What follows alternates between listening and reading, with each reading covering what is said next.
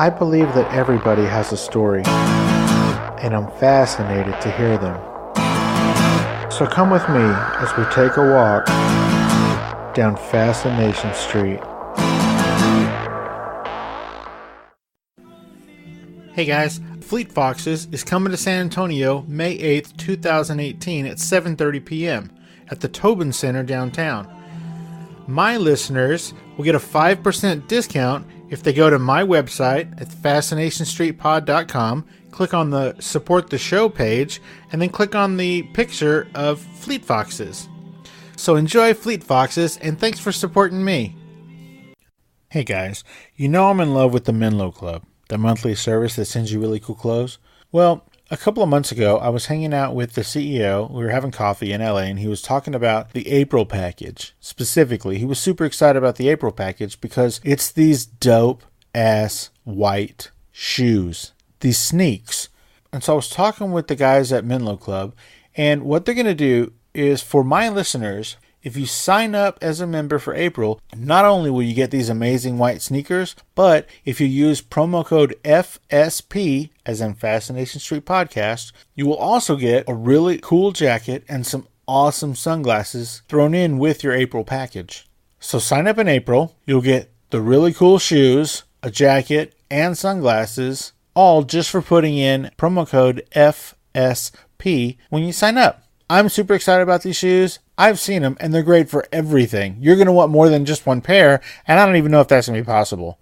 So sign up for the Menlo Club at themenlohouse.com and use promo code FSP at checkout. Thanks, guys. Do you like eating sand? What about talc or titanium dioxide? The fact is, 99% of all vitamins on the market contain unnecessary and potentially toxic additives. That's why we've created Pure Vitamin Club. Our daily multicap is a carefully balanced formulation of the 13 essential vitamins plus 11 key minerals with no added ingredients of any kind. Just the nutrients your body needs to function at its best. But no vitamin will do you any good unless you actually take it. So we've made that easy for you. Pure Vitamin Club will deliver your vitamins to your door for pennies a day. Pure Vitamin Club. Click on the Pure Vitamin Club bottle on the right side of the screen of this podcast webpage to get started. Hey guys, as part of that recent LA trip, I got to sit down with Duppy Demetrius. Duppy Demetrius is a television writer and producer for the TNT network shows The Closer and Major Crimes. We talk about Duppy growing up in Pittsburgh, coming to LA, getting started as a writer on 24, and how awesome it is to work for show creator James Duff. We also talk about why you shouldn't burn your bridges and a really cool kids organization called the Sunshine Kids. Enjoy, guys. Duppy Demetrius. Yeah, talk to me, yeah.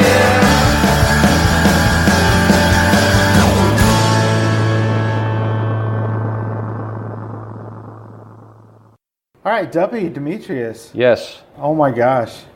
Thank you so much. Well, thank you for reaching out. I have been a big fan of your Twitter. work for 7 seasons and 6 seasons. Oh, on The Closer and Major Crimes. Yeah, I started on Closer season 3. Okay.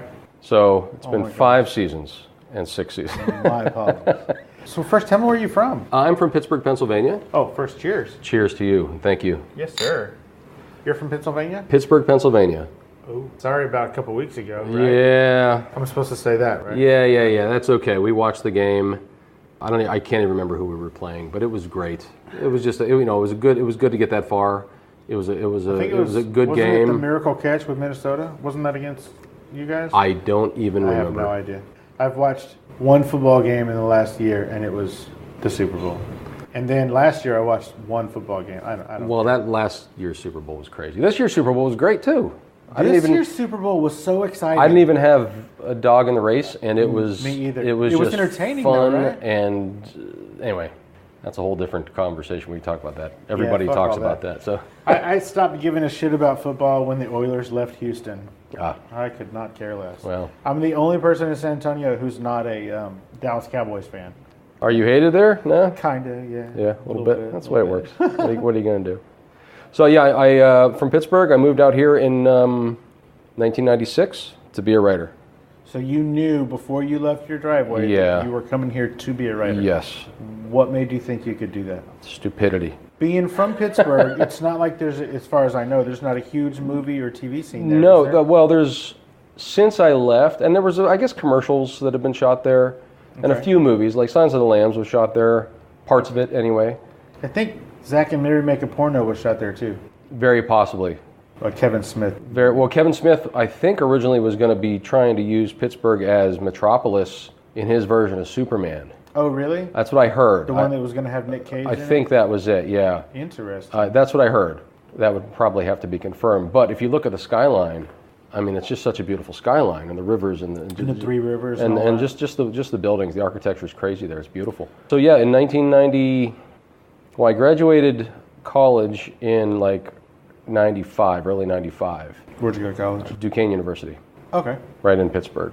And I realized at that point that I wanted to be a writer because a couple friends of mine and I, during college, at that point Duquesne had just started having like a TV station that would play just like a closed circuit, not closed circuit, but like they just had like a campus TV station. Okay. That was playing, and it would play announcements and whatever, but and then we found out that we could actually do a show. So we did this. Kind of like a public access sort of It's like thing? a public access thing specifically for the Duquesne campus, and it was on every TV that was around on campus, and there were TVs everywhere. So we did just a silly comedy show, and Comedy? well, yeah, dry comedy, yeah. Who's we? My friend, I have a friend named Jason Gerard, who is in Pennsylvania, in Harrisburg, or around Harrisburg, and a friend named Zoran Zagans. He's in New York. Okay. And the three of us came up with an idea for a show. Did y'all have a name? Like the Frayed Knots or something? No, it was good. The show was called My Friend Anita, which has nothing to do with anything. It was just a random name. And we never actually say who Anita is.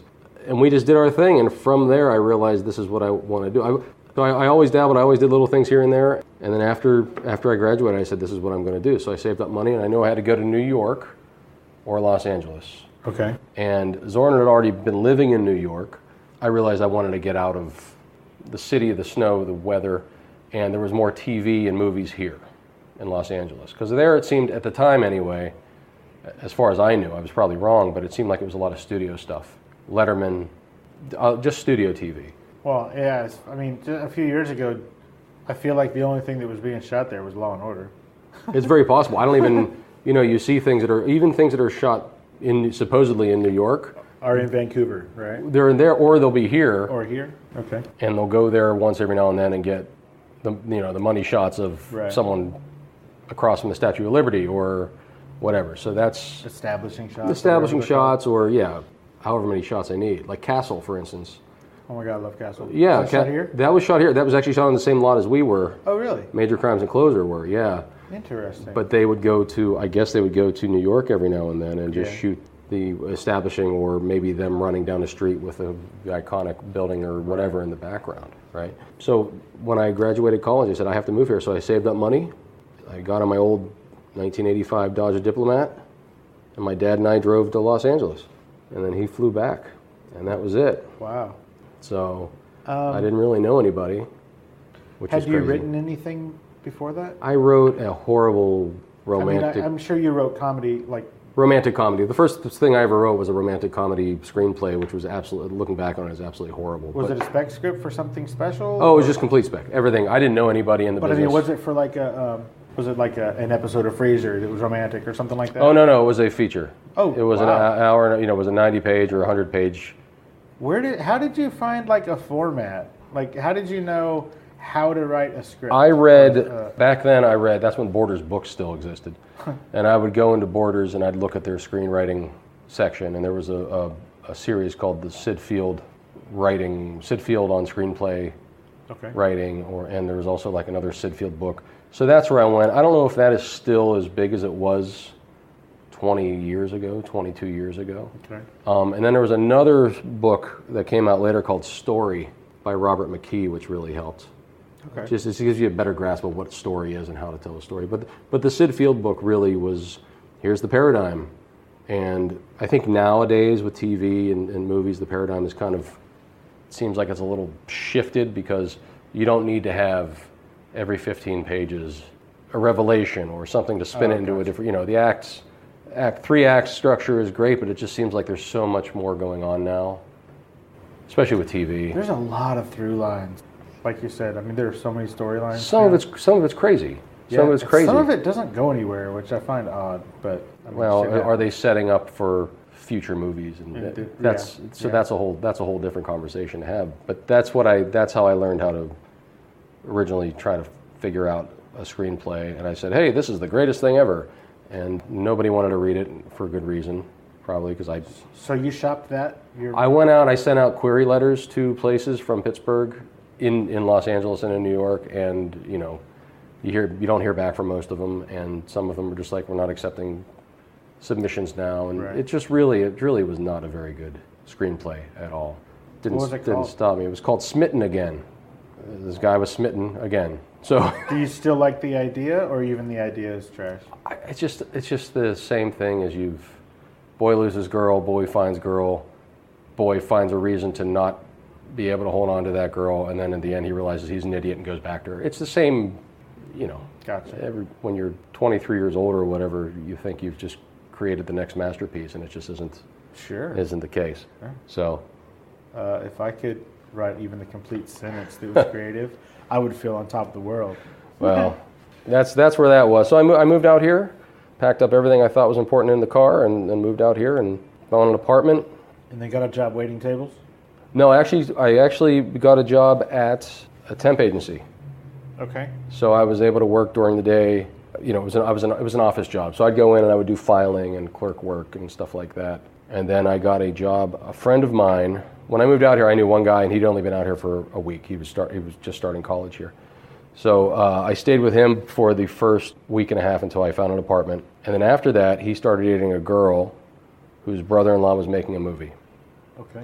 And I hopped on there as a PA, an office PA. A production assistant? Production assistant in their offices, making copies and getting coffee and stuff like that. Okay. And then... That's where a lot of people start, right? That's where I think most people kind start. Kind of a foot in the door? Yeah, it's totally, because you do everything that no one wants to do. And what do they expect you to learn from that? I mean, are you learning how to be around a set? Well, I was in the office, so it was a lot of office. Okay. I couldn't tell you, because I only worked in that position for like 3 or 4 days. Before the location manager who was on the show ended up getting another job. Okay. And the location manager is obviously the guy who goes out and gets all the locations for the movie. So he ended up getting a job that actually paid, like, legit money. So they said, hey, why don't you be location manager? I'm like, sure, how hard can it be? I just figured out where I'm supposed to park. Yeah, I've been here for 2 months. How do I know LA? That's exactly right. But I said, sure, why not? And I became location manager, and it somehow worked out. I learned the city pretty well.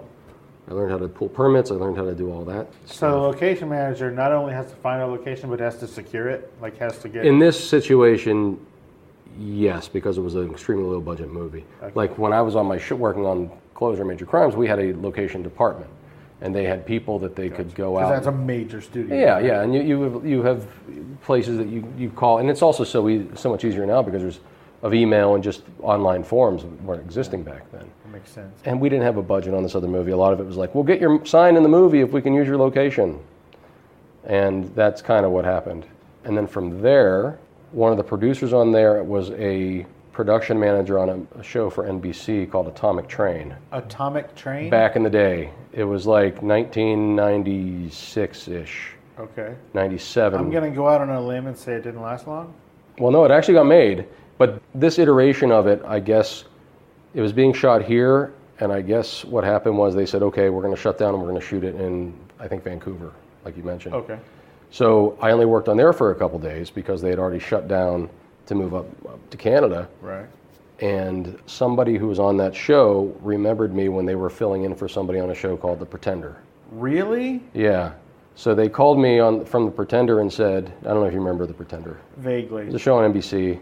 For Fox, I think. Anyway, they called me and said, hey, we need a set PA.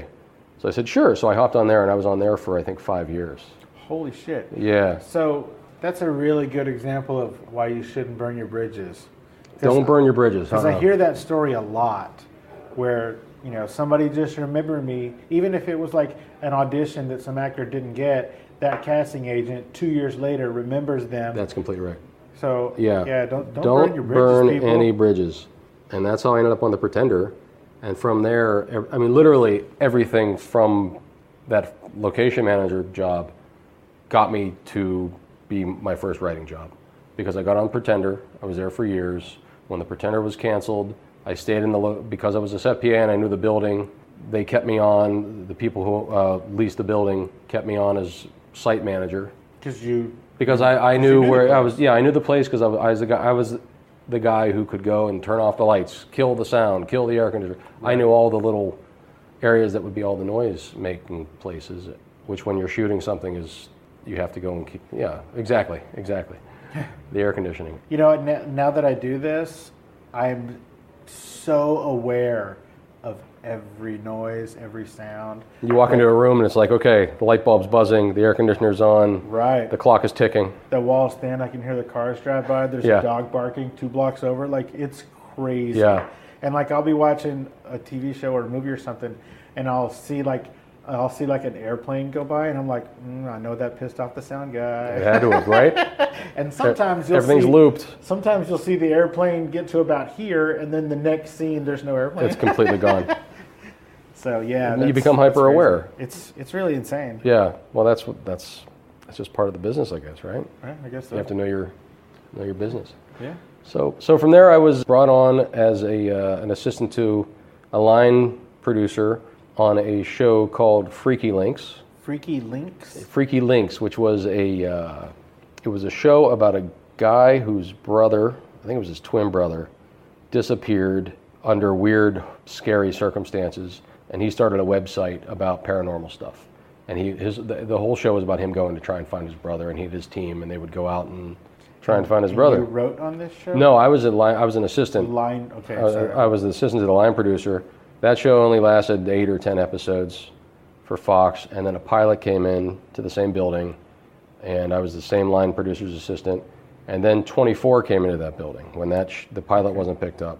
One of the creators of 24. Kind of lucky that pilot wasn't picked up. Right? Very lucky that pilot wasn't picked up. I mean, lucky for everybody except for the pilot people. Well, except for that show. One of the guys that was writing that other pilot was Howard Gordon, so he was. Well, there you go. He ended up on 24, and now he's doing Homeland and a ton of other things too. So it worked out for everybody. So I became one of the creators' assistants, and then season 2 of 24, he wanted me to co-write. He said, "Hey, we want you to co-write a script." And you were like, "Fucking finally!" It was great. I mean, it came out of the blue, and it was just such a great thing. So this whole time, had you been like, "Hey, I write," or? Yeah, I would always sit and write spec scripts. I wrote like a 6 feet under spec. I wrote I think a Shield. The Shield was big at the time. I think it had just won the Emmy. I wrote like a Scrubs spec. So I got the procedural, I got the drama, and I wrote the comedy. Gotcha. So those are my 3 things. Anyway, so they gave me half a script on season 2, and then I was hired for seasons 3, 4, and 5 as staff writer. Were you just over the moon? Yeah. Were you so excited? No, I mean, how could I not be? It was one of those shows that was. I mean, that's what you came here to do. That's what I came here to do, and somehow it worked out in. And it's one of the biggest 6 shows years in history. Still, yeah. Groundbreaking, right? Absolutely. So I was just so lucky and so blessed to be on that show. Somehow it only took 6 years. You always hear these stories, 10 years, 12. I was extremely lucky, and it was all about. And you were working your way up. It's not. Like and I was working, and I wasn't. Like you said, don't burn your bridges. Because if I would have been a jerk on that first thing, I never would have met the woman who did this and the guy who did this and brought me along. And I ended up on 24. So it was pretty great. And from there, I wrote a couple scripts, at least one a year. I did the 24 video game. Is writing a video game much different than, because with a video game, don't you have to write like a million different what ifs? Yes. It's like a choose your own adventure book. Yeah, a lot of times it was, okay, we're in point A, we have to get to point B, what's the story from there? But then there were things like, all right, we're going to go and interrogate somebody. So based on how you interrogated them, you'd have to have the answer tree. Like if you hit him, then he does give if you weren't tough enough on him, he'd tell you to, tell you to beat it. Yeah, tell you to beat it. If you were too hard on him, he'd clam up because he was too afraid. So there was a certain way you had to go about it, and those were the hard things to write. The rest of it was still hard to write, but at least you knew where you were going. How long does it take to write a video game? I think that one was like Video game scripts are long. They can be like 500 or 600 pages. Right. Because there's so many choices. So many choices, and you're doing 17, 18, 19 hours a game, right? So, I don't know. It took a couple months. I mean, it was like a full-time thing. More than that, because it's spread out. You write something, and then they go and do.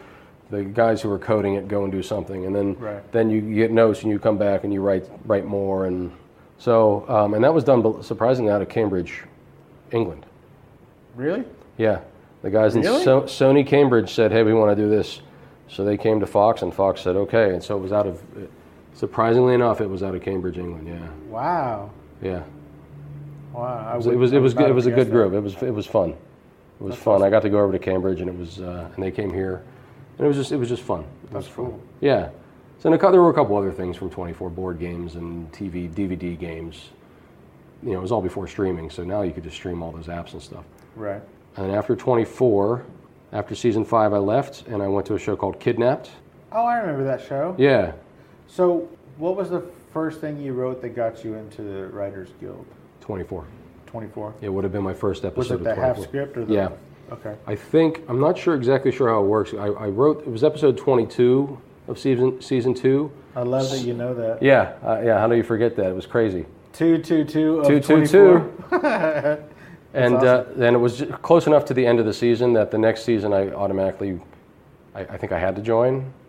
Okay. I don't know how the rules work. You know, you hear things like, okay, you can write one. You have to join. Yeah, and I got an agent from that one as well, and so you write one, and then I don't think you can write a second one without being in the guild, but I'm not exactly sure about how. Gotcha. That's all fuzzy to me. And then 24 was great. So tell me about Kidnapped. Kidnapped was great. It was one of those things where it was such a critically acclaimed pilot. It's such a great idea. Yeah, I want to say that you heard that voiceover for the commercial, 40 million people watched last week's episode, or whatever. It was crazy. It was really huge when it first came out. Well, I think it was huge after the fact, because when the pilot aired, it didn't. Really? I think people just didn't want to watch a show about being. That's not how I remember kidnapped. It, but, you were there. That's cool. Well, I think we only aired the first 8. I don't even know if we aired all 13. We got to shoot all 13 because I think they were going to do. If I remember correctly, it was like an adult woman that was kidnapped. Oh no, no. There's another there. That was like abducted. Ah, shit. You're right. You're right. Okay, so tell me about Kidnapped. Kidnapped was it was Timothy Hutton, and I think Dana Delaney, and Delroy Lindo. Just the cast was amazing, and Timothy Hutton's son gets kidnapped. Okay. All right. It's sort of like... It's like Ransom. Yeah, I was going to say, it's sort of like Ransom. Okay. Yeah. And that's what that... And it was a kid. What an all-star cast. I mean, those the cast are was amazing. heavy hitters. It was crazy how good it was. All and that was shot in New York. And our writer's room was here on the Sony lot. Is that hard? Because, you're going to get notes. Looking back on it, it was weird because I came from a room where we shot literally in the same building on 24. I guess it was. I wasn't getting notes at that point because it was all going through the creator. Okay. The creator would give me notes, and then whenever they were shooting something, I guess they would call him. Does that make sense? Yeah, that makes sense. But it was a very critically acclaimed show that didn't go. It just didn't have the ratings. And now I think the initial ratings for the pilot was like an 8.5, which nowadays is like incredible, right? But they wanted, I think it was expected that you'd have double digits at least. Yeah, because right around then was sort of when all that change was happening, where there was starting to be 1 million TV shows on 1 million channels. Things were just starting. And that pie was getting split up. The first domino, everywhere. had fallen on that. And yeah, exactly. And it just didn't go anywhere. And then luckily, though, I'd spoken to the guys a couple years earlier on The Closer, the creator and one of the producers on The Closer. James Duff. And then I also Greer Shepard, who was one of the producers of it. Season 3 was just starting out and they needed staff. So I ended up getting hired. And we were hooked from the very first commercial. Of the first season? I had never heard of Kira Sedgwick before. Really? Never heard of her. And my wife, we saw a commercial and my wife was like, oh my God, whatever that is. We're watching it. Record it. And I was like, all right, we're in. And it's good. We watched every single episode. And it was a thrill ride. Yeah. And then, when The Closer was going away, we were super sad. And then, bam, Only a couple of people left. I mean, that was really cool. Yeah, well, we weren't sure how that would work, but it worked. I've never seen a show do that before. Maybe. I mean, I don't know. You're probably right. There's been, but I've never seen it. The only thing, I mean, we had brought Mary McDonnell in on the closer, I think 2 years earlier, 3 years earlier. Right. And we had to take her from being the bad guy because she was the one. She was IA, right? Yeah. She was the one that had to bring people down, and she was not a nice. She was enemy number one to all of the police officers. Yeah, exactly. Like her job was to get them. And we had to change that. We had to make people like her in order to have her be the lead of Major Crimes. So when you found out that the closer was going away, did you find out in the same sentence that Major Crimes was coming in, or was there a little bit of a gap? I know it was a long time ago. I think, and I may be wrong on this, but I think that we knew it was going to be the last season because contracts were up for actors. And then I think James and Mike Robin and Greer said, hey, we can continue this. Oh, man. I really wish I could remember. I wish I could remember that. I wish I could ask them what gave them that idea. Like, what made them think they could do that? Just like I asked you, what made you think you could write a script? That's cool. It's, you know what? We changed format. Didn't seem like we changed format, but the closer was all about she's going to get you to talk. Right. Her job was to get you to confess in the room. Even if there's no way you're going to confess, she's going to get you to confess. And then when we went to Major Crimes, it was all about the deal. And the idea was... Yeah, because it was like, hey, we're spending too much money on all these people that are going to death row are, appealing their sentences, and it's a never-ending money drain on the city and on the state and keeping these people in prison. So if we get to make deals with them, there's no appeal because they made a deal. Instead of first-degree murder, you're getting second-degree murder, and you're in prison just as long, but you're not getting the death penalty. Right. You know what I mean? So that's kind of how we went, and it was kind of there was a little learning curve for a couple of the writers, and me included, just on for the conversion. We're dealing more with the legalities of, the actual legal system and the way the justice system works, as opposed to we're going to get you to confess. Okay, here's the different sentences you get. We were dealing more with lawyers and courts. So did you have to was there a lot of homework on that, like a lot of studying up on the legal system or cops, or I'm sure you we had consultants, but we had a police detective in the room, a retired police detective, Mike Burcham, who was amazing. Is that why y'all made Mike? Tao's first name was Mike, right? Yeah, I think Tao. Yeah, no. Is that why y'all made him? No. That was I think Tao's first name came before Burcham was ever on the show. Oh, really? What a coincidence! Yeah. Because he became a consultant on Badge of Justice. That was one of the well, yes, the Mike Tao character we mirrored after the fact on the whole. Cool. On the whole, I love that that the Badge of Justice and all that stuff. Yeah, I told you, dude. We love that. That was a fun. Those were fun episodes to do. That was crazy. That Luke Perry episode and stuff. That was just fun. Luke Perry. It was one of my favorite episodes. I love that episode. I mean, there's so many great episodes I love, but out of the ones I've written, that's up there. Just because it was such a departure. It was just fun. It was just comedy and fun, and James let me kind of go a little crazy with certain things. And I like that it gave Flynn something to hate. For the rest of the season, he was just like, oh. He hated it. We're still talking about it? You're still doing that? Oh my gosh, this guy.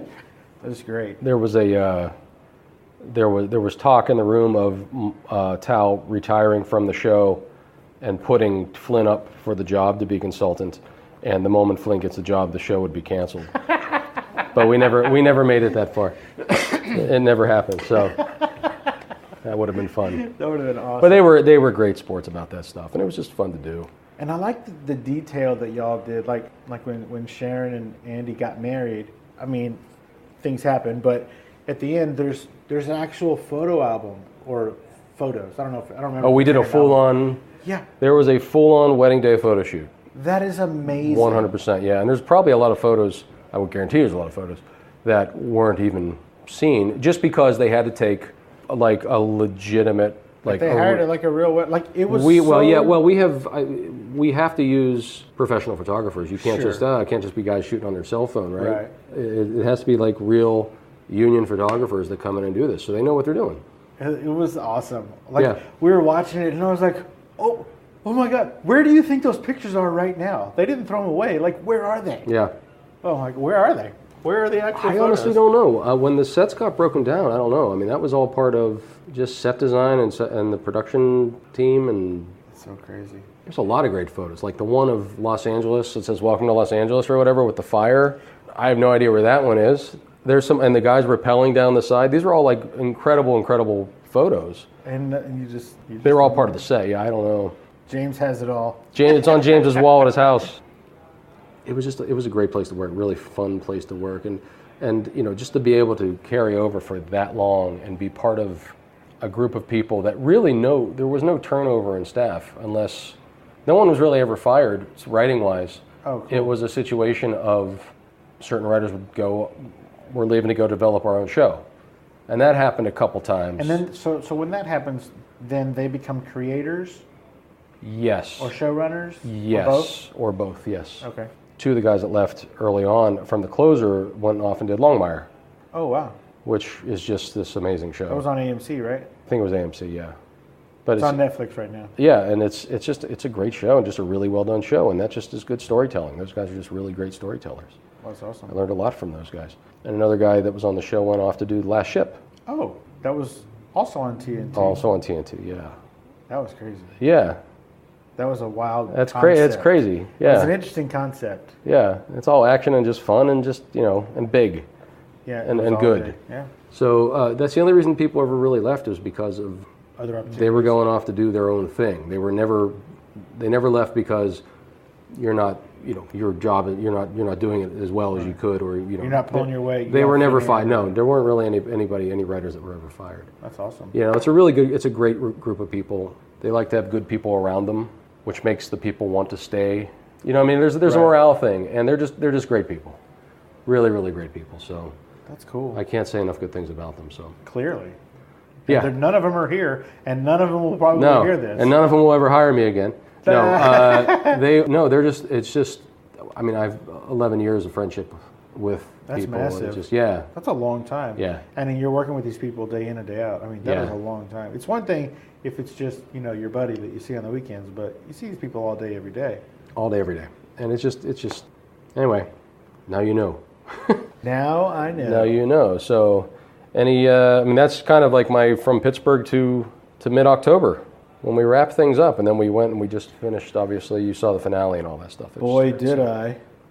I do have some questions. Not about, Yes. Not about the finale. I have questions about when Chief Robert Gossett, Taylor. thank you. Yeah. That courtroom scene Yes, I was on set that day. I was on set for that whole episode. was It crazy. was insane, right? My wife and I were like holding each other because we watch everything in bed. Sure. And we're just holding each other's hand, like just squeezing, like, oh my God, what is going on? What's This going to is happen? crazy. And then that came out of nowhere, right? Oh my gosh. It was great. Didn't see any of that coming. That day was a really hard day because those scenes were so long. It was like a 6.5 or 7 page scene, which is incredibly long, and it involved the choreography of all that stuff, and it involved guns and bags and cops and Blood packets. bloods right. and a lot of the stuff with the blood I think might have been done CG. Really? I think, just because I might be wrong on some of that. It may have been enhanced by CG because that happened quite a bit, because you never knew how much you needed, and if you went overboard, that's a whole different situation in editing. If it was too much, it's easier to add than to take away. Right. Yeah, it was crazy. It was hard. That episode was bonkers. Yeah, It was really crazy. I think James Duff wrote that one, Really? and Mike Robin directed that one. Okay. And Mike he's one of the producers that created the show with James and Greer.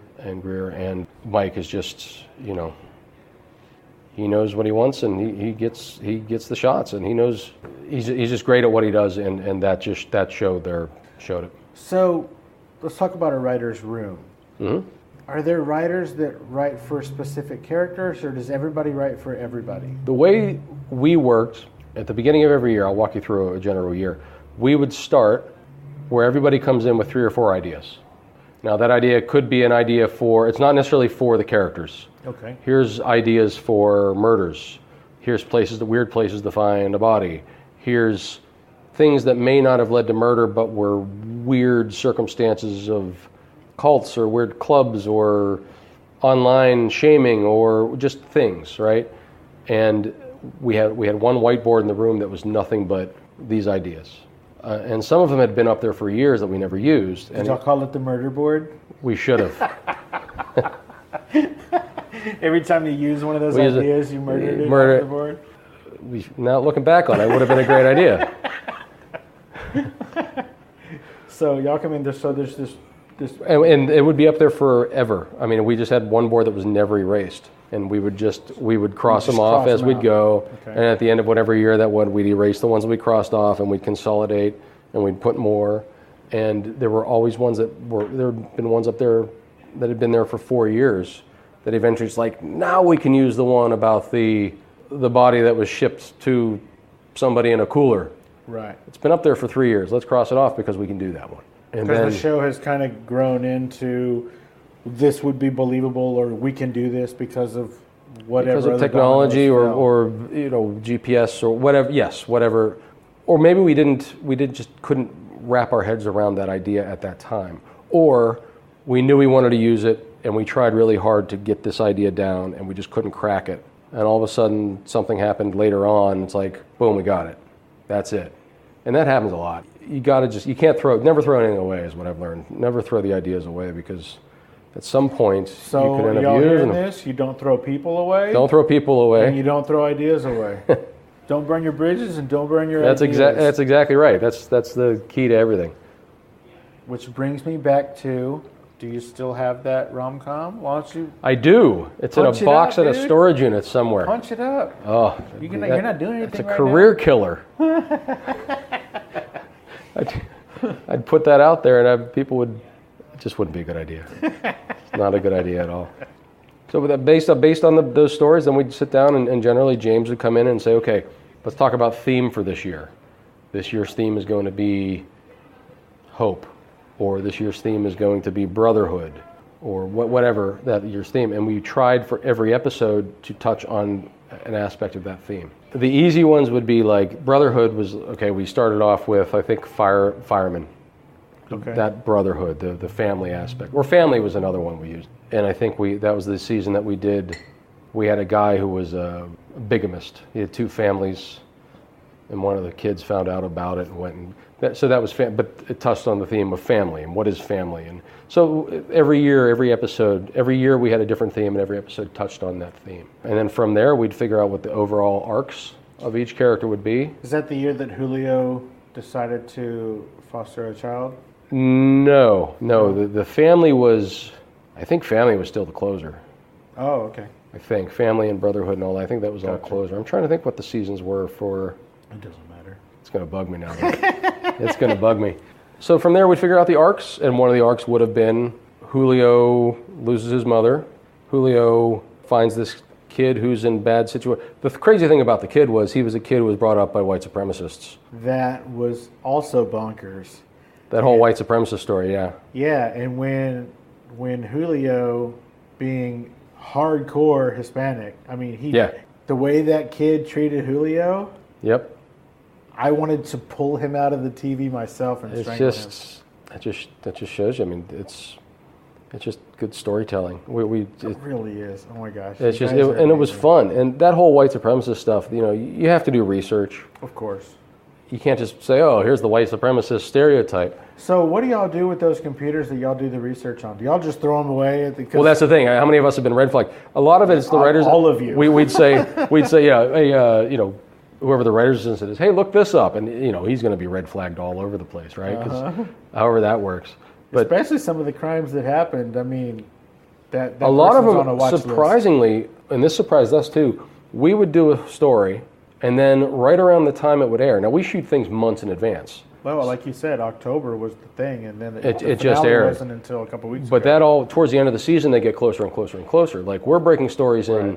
Generally, we would start breaking stories in early December, maybe early January. We wouldn't even start shooting until April, which means it didn't air until June. So we're 6 months ahead there. Some of the things that we wrote, all of a sudden, like right around the week or two that it would air, something like that would happen in the news. And that happened more than once. And that's just... There was a mass shooting that happened, and y'all had to... We had the mass shooting at a hotel, that one. And then like 3 weeks later, I think the one happened to Bellagio, or 2 weeks later, the thing happened to Bellagio. Right. It's sad. the fact that that stuff happens, but it just goes to the fact that we have, it helped that we had the detective on, Mike Burcham on staff, because most of everything we have in the episodes is based on stuff that he's seen or has heard or whatever. But it's just the way it works, I guess. You come up with these ideas, and as far-fetched as they are, you can see that they, unfortunately, reality's reality, right? Right. So. Yeah. That sucks. It does. What a downer. Yeah. Sorry. Way to go, man. Jeez. Oh, great. So, totally off the subject. Mm-hmm. Where does the name Duppy come from? Duppy is a family name. A family first name? Family first name. Nickname. First name. So is that your nickname?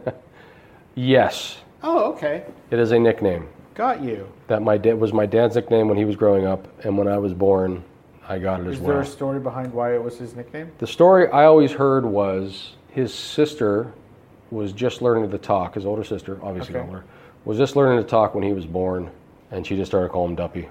She just called him that. That's the story that I heard. I should really come up with a better story. I like it. I was swimming with sharks and something with Duppy, and swimming with guppies. And then, so what's his name? Al. Al? Yeah, I can't draw that line. Nope, there's no line. So, but anyway, I took it as a professional name, and I've never been anything but. Right. As far as I'm concerned, that's all it's ever been. Yeah, and I just took it. I took it as. That's kind of cool. Yeah, people remember it. I mean, sometimes that's a detriment, but I remember it. People remember it. So that's why we're sitting here. It's because I was like, every time I would see your name, I'm like, that is the craziest name. It is a crazy name. That is the craziest name. Yeah, and it works though. Yeah. But I've never been anything else. Confused with James. I thought you were a creator, and James was a writer, and so I also thought that you were married to Philip. No. I like that you're like, no. Just because of the whole Duppy thing? I don't know why. I think that I saw your name as an executive producer, and I just always think that the creators and the person who directs the pilot are executive producers forever. So I just thought. Generally they are, I would imagine, but I was only exec for like the last 2 years. Okay. Maybe 2.5 years, something. What's like the that. difference? Some of it, depending how long you've been there, sometimes it's in your contract that every year, every 2 years, you get bumped up. You make rank. It's like you make, I guess, rank. Yeah, it's not. Our show never really dealt with that. It was, yes, that's what your title was, but we never. Everybody's office had the word writer. Gotcha. It was never executive producer or co-producer or whatever. It was always writer. Because that's what, in essence, we all were. We're all there to write. We're all there to tell a good story and do our best with that. And it wasn't about, I'm an executive producer and you're a producer, so gotcha. Go make me a sandwich, or what whatever it was. It was never that. But with it comes, I think, more responsibility a little bit. In my last couple of years there, I was the one that was actually able to go and do the production meetings and location meetings and things like that. I was able to make a few more decisions. So I don't know if that was just that I was there for so long. It probably, there was more responsibility, but they were able to trust me with more because we've been around each other for so long. So because you have risen to the rank of executive producer, right. Would that preclude you from being a regular producer or a writer on some other show? Like, do you have to go in? I don't know how the guild works. Like, do you have to go in as an executive producer? No, you mean on whatever show I go to next? Yeah. No, I don't believe so. No. I don't think technically I'm considered a writing producer. Okay. Because there's directing producers and there's a whole producers guild. Right. That's a whole different situation that I don't really know all that much about. So are you only in the Writers Guild? I'm only in the Writers Guild, yes. Oh, okay. Yeah, I've never directed anything. Otherwise, like James, when he directed, he was in the Writers Guild up until the point where he directed something. Right. Then he joined the Directors Guild as well. And then he's in both. Okay. And then there's also Producers Guild, and I'm not sure if he's in either one of those because he's already a writing producer and a directing producer. Right. But you're not in the Producers Guild. I am not. Like, for instance, there is a man we worked with for years on Major Crimes up until the end, actually, named Andy Sachs, CKS. He is a producer. He is not a writer and he is not a director. He is a full-on producer, and he's a guy that makes things happen, and you need something done, Andy can get it done, and he's great, and he's been doing it for a long time, and he is just a professional, and he knows what he's doing. He actually has an Academy Award. He was a producer on an Academy Award winning short several years ago, so that's how he's introduced at all the table reads. Camp counselor and Academy Award winner Andy Sachs. That's how I would be introduced. Yeah. I would carry it with me. It'd be sitting right here between us while we were talking. I have no idea where his is even out. It might be in a drawer somewhere. Really? Maybe. I don't know. I've never seen it. He brought it to work one time for something because we worked pretty closely. G.W. Bailey. Oh my God, I love that man. Such a great guy. Do you know him? No, I don't know him. I just know his work. He's a great guy. I mean, he was very integral to my formative years from the Police Academy movies. Yeah. When I first saw him walk on the screen on the closer, I was like, oh my God. Here comes that asshole. That's that guy with the horse. That is the only thing I can remember. I was like, oh my God. Oh, my wife was like, what are you talking about? I'm sure he would love that that's how you remember him. Yes, I'm sure. But he's been in a million things over the years. You know, he was in Mannequin. He was in MASH. He was in MASH. He was in MASH, yeah. I think Rizzo, is that who? I think he played Rizzo. I think he was Rizzo. He's been around in acting for a long time, and he is a professional, and he is a nice guy. Really? He's a wonderful guy. He heads a charity called the Sunshine Kids. Okay. Which is a foundation for kids with cancer. Okay. He makes sure that these kids go out and have fun. Like he'll get groups and they'll go to Disneyland or they'll go to Mardi Gras or Mardi Gras. Bad example. No, he goes to Mardi Gras. I think he's been king. But or they'll go. Hey, show me some people. Mardi Gras is not one of the places he takes them. But the reason I bring that up is every year he throws a Mardi Gras. I think he's from Louisiana. Every year he throws a Mardi Gras party. And proceeds go to the Sunshine Kids. Gotcha. But Disneyland or every year the LAPD, because of Mike Burcham, he and GW were friends.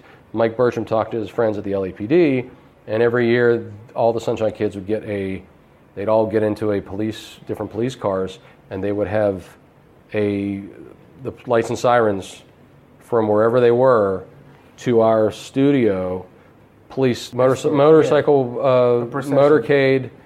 Everything, and these kids were treated like royalty. It just makes these kids feel good, and they're just sweet kids who have been dealt a really horrible hand. Anyway, GW is the head of Sunshine Kids. It's a good group too.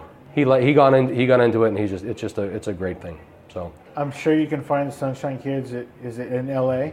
No, it's nationwide. Oh, it's nationwide. Yeah. I'm sure you can find Sunshine Kids online. Facebook, sure they take Twitter. Donations. They absolutely do, and it's a great organization.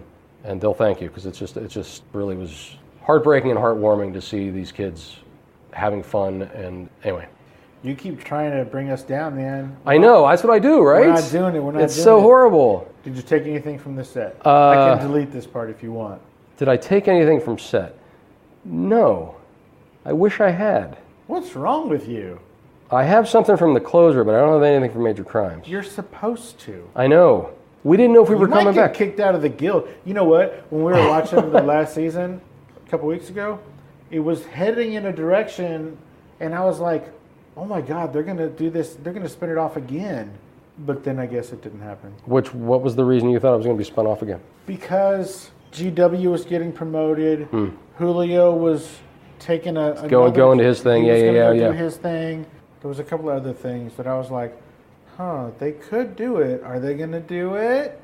No. Are we still waiting, or is it just a firm no? No, it is a firm no. I think, in fact, I know for certain all of the sets have been broken down. I was just at our writers' offices last week. Everything is cleared out, with the exception of James Duff and Mike Robbins' office. Those are the only ones, because they're still working there.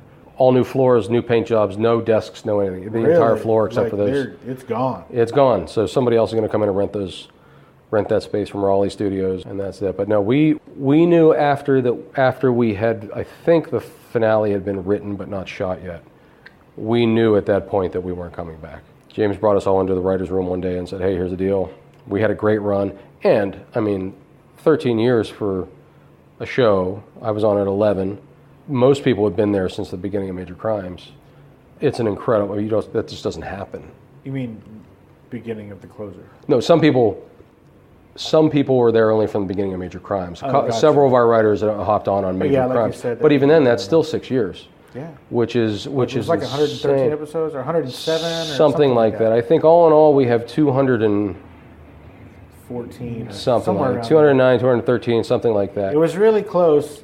The Major Crimes and The Closer were, I think, like 2 or 3. They were all, episodes we were apart. all, which It was is really close. which is insane. It is insane because there was a whole nother year of one of them.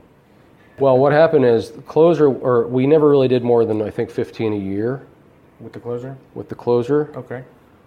Major Crimes for the past couple of years, with the exception of this final year, we had 21 and 23, which is what you do for broadcast. That's what Castle and that's what SVU and Hawaii 5.0 they all do in the mid 20s. I feel like in recent years they're kind of getting away from that. There's a lot of 8, 10, 12. Yes, and it doesn't happen on cable. I mean, the fact that we had 20 some on cable is insane. I guess there was just space that they needed to be filled. Shows would get canceled. Okay, we need an extra 5 weeks in the middle of March or whatever, or the middle of whenever. So can you guys do it? So we started doing the 5-parters, which really was pretty great. I mean, it was like, yeah, because it's a movie. We can tell a 5-hour story. You can tell a really long, detailed story. Yeah, but it seems like most shows, like you're saying, are 10 and 12 episodes, 8 episodes. Yeah, which is just the way. It's because of our short attention span. Short attention span, well, budget.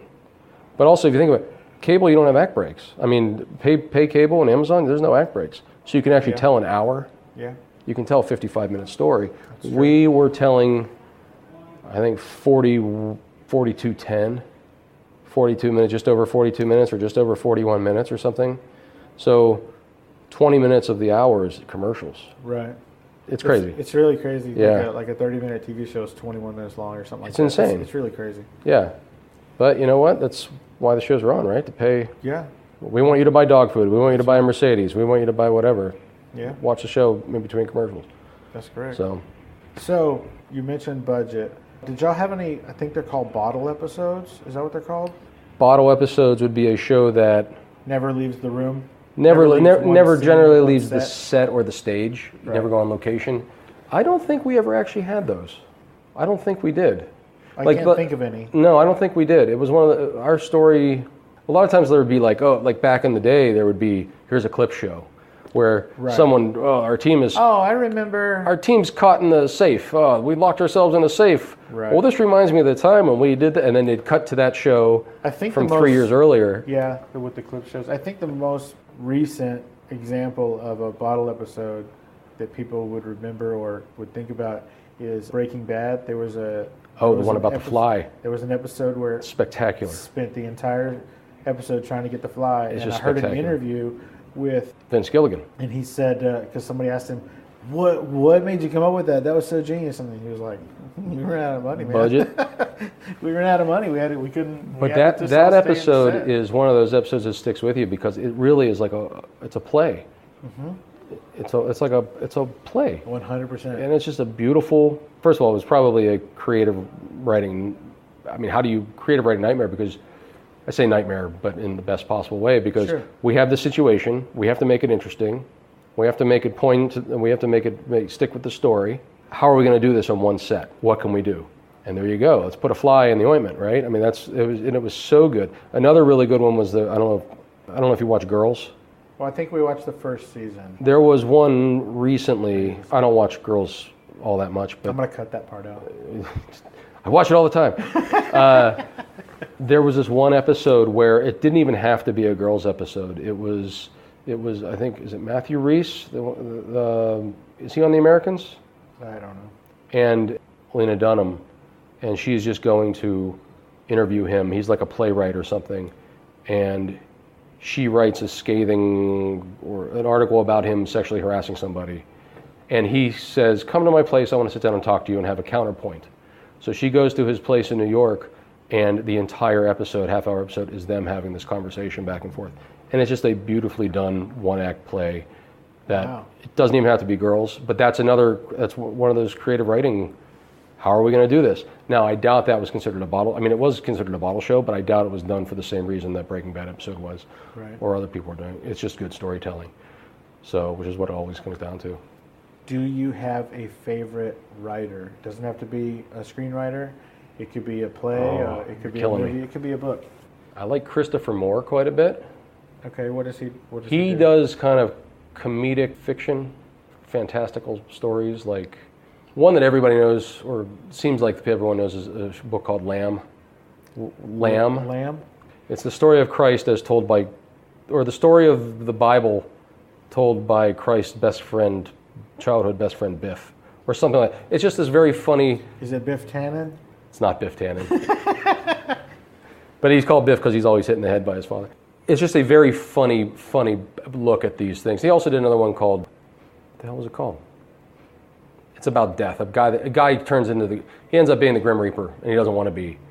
And it's a very funny look at of life and death. And he has his older books are like... His name is Chris Moore? Christopher Moore, yeah. Moore. And he's just his books are almost too hard to explain. They're just very, very funny.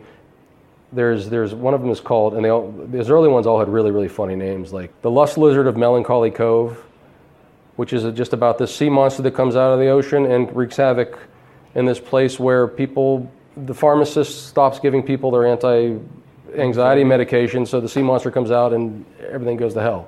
And it's this whole story, and it's fun. Another one was Practical Demon Keeping. How are we doing at time?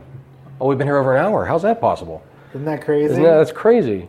So anyway, Christopher Moore is one of my favorites. Terry Pratchett's another one of my favorites. He's he's passed away now, but Neil Gaiman. The Ocean at the End of the Lane, is that him? He wrote American Gods. Right. You know, if you ever find his first book, it's worth like thousands of dollars. Which one? He wrote a book about Duran Duran. Oh, jeez. So it wasn't even fiction? No. It was like almost like a sort of an anthology kind of a thing. Oh, that's crazy. On Duran Duran, back when Duran Duran was popular. So like 82. Yeah, something like that. I think it was only released in England. Right.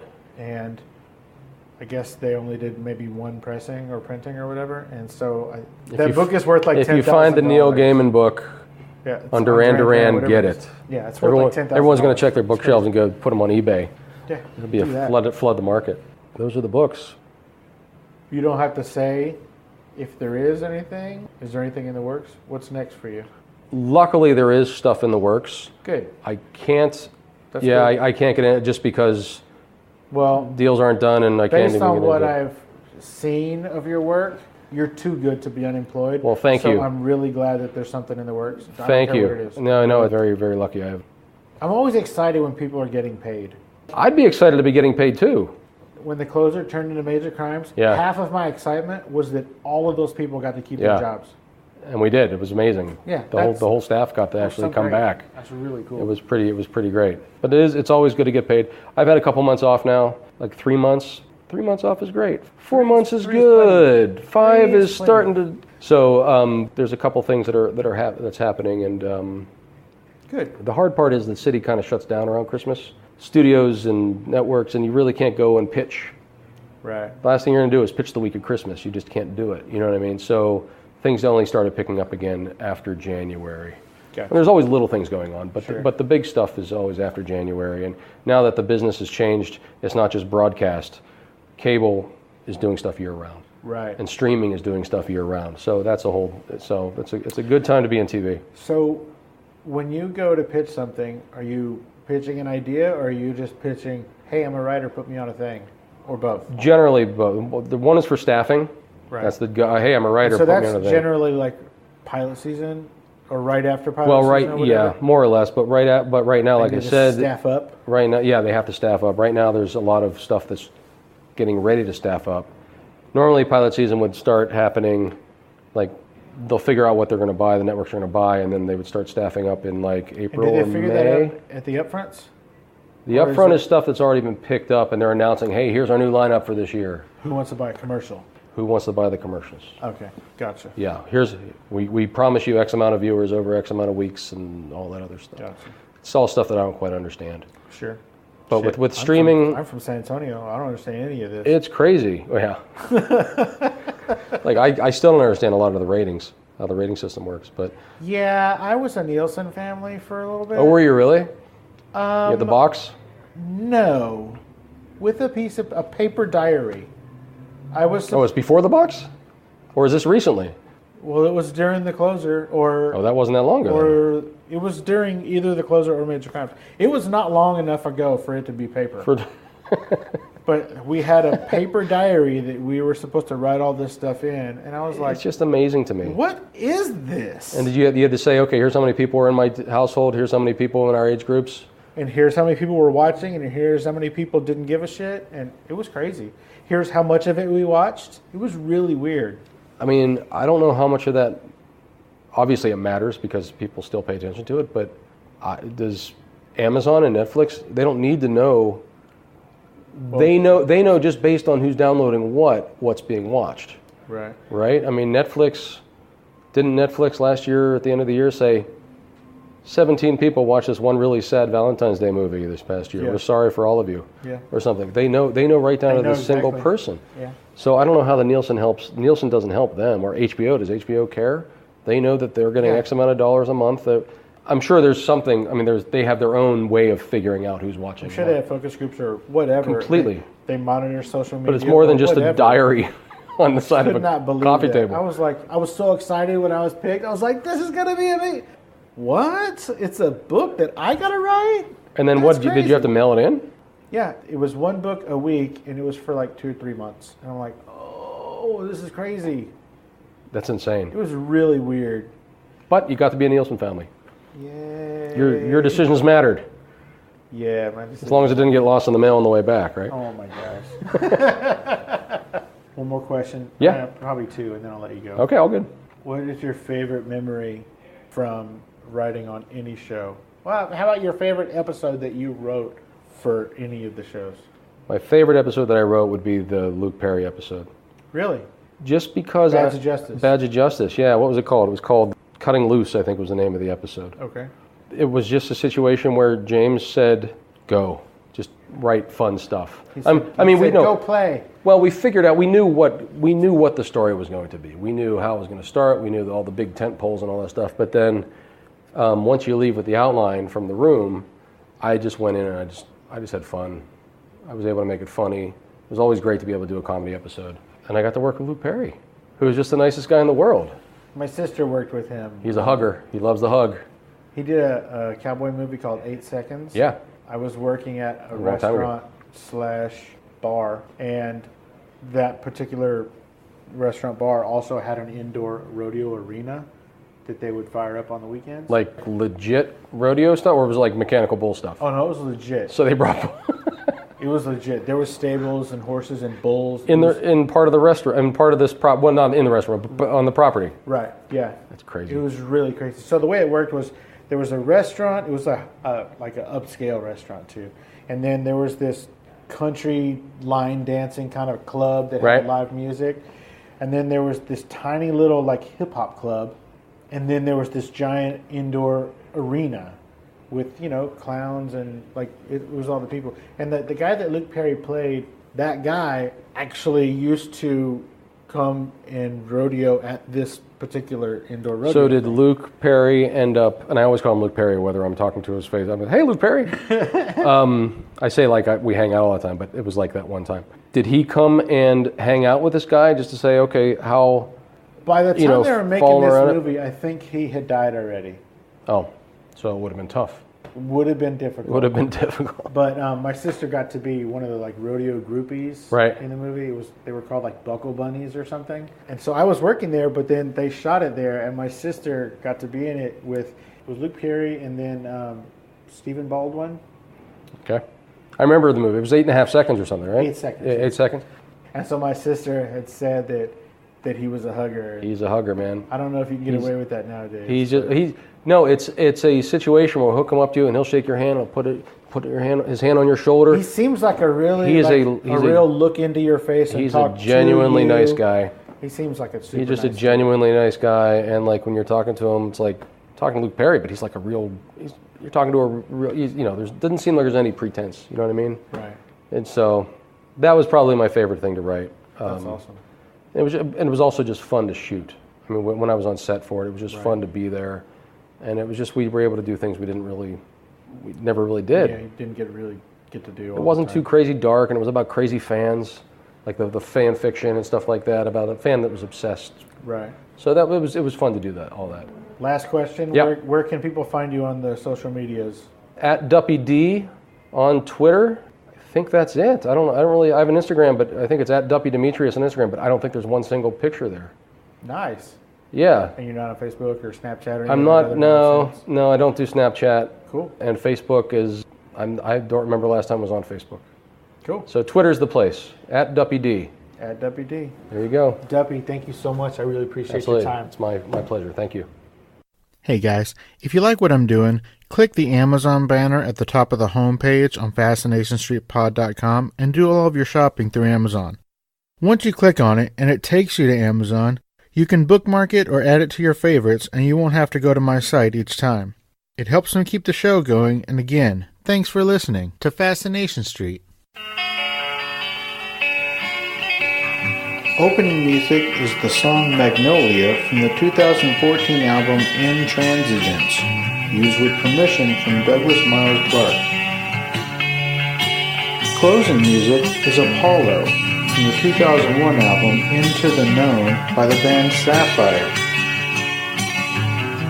Thanks for hanging out with us and getting to know a little bit about our guest. We'll see you next time on Fascination Street.